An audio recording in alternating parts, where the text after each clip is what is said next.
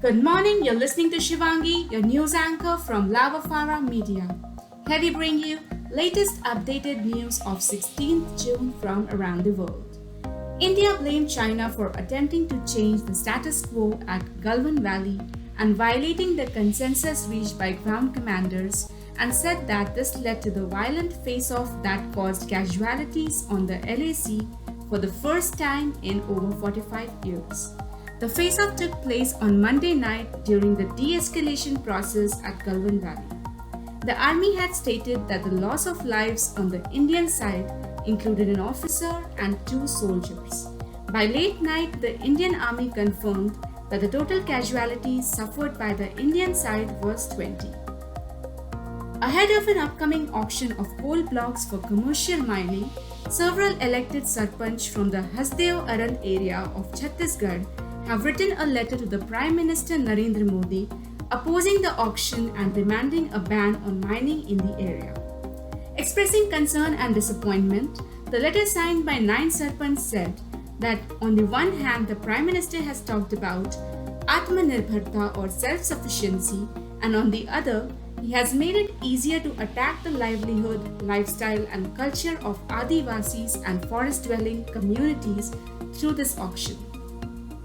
A man in Jorhat town, Assam, who had been picked up by a joint team of the state police and the army during an anti-insurgency operation on the night of June 14, has died in custody.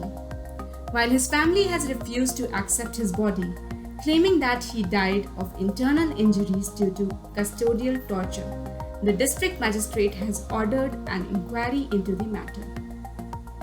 Australia on Tuesday lashed out at China and Russia for spreading disinformation during the coronavirus pandemic and asserted that it would continue to push for reform of global bodies such as the WHO.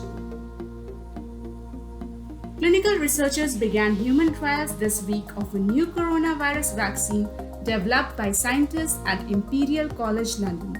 The study, which involves a set of people being immunized with the vaccine, will be the first time it has been trialed in humans and will test whether it is well tolerated and produces an effective immune response against COVID-19. A fire broke out on a cruise ship docked at a port near Tokyo on Tuesday, with crew members and dozens of firefighters and Coast Guard personnel taking hours to extinguish it.